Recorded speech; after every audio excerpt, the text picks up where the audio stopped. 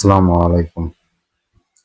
Saudi আরবের crown prince Mohammed বিন সালমান বুধবার একটি ব্যক্তিগত ফোন কলে মার্কিন প্রেসিডেন্ট ডোনাল্ড ট্রাম্পকে লেবাননের যুদ্ধবিরতির গুরুত্ব সম্পর্কে চাপ দিয়েছেন।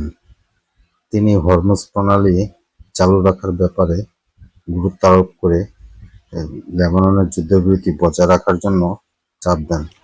এদিকে হিজবুল্লাহ ইরানের সাথে বিরল সরাসরি আলোচনায় জড়িত থাকার জন্য লেবানন সরকারের সমালোচনা করেছে। যেহেতু ইসরায়েল বর্তমানে লেবাননের অনেক অংশ দখল করে রেখেছে, সে অবস্থায় যুদ্ধবিরতি সংঘটিত হয়েছে।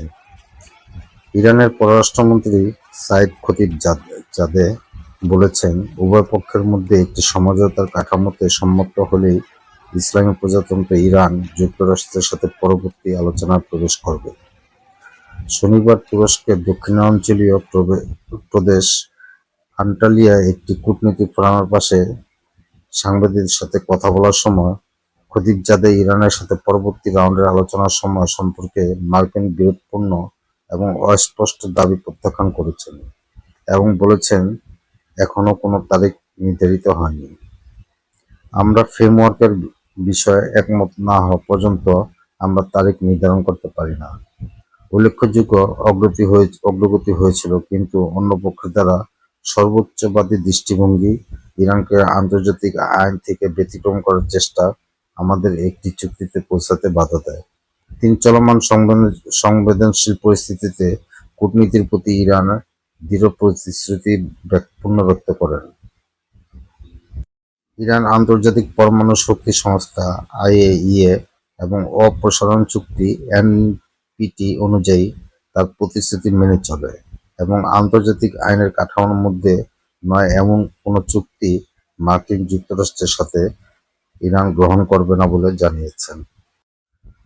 হরমুজ প্রণালী পুনরায় অবরোধ করার পর ভারতের দুটি অয়েল ট্যাংকার জাহাজ ইরান আটক এবং হামলা করেছে।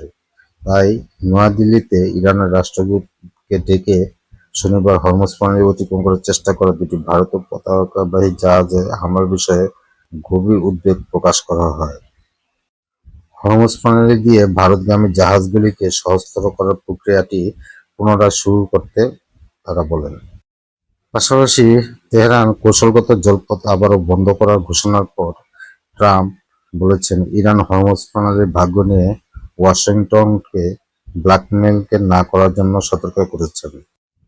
তিনি বলেন, বছরের পর বছর ধরে তারা এটা করে আসছে, তারা আমাদের ব্ল্যাকমেইল করতে পারে না।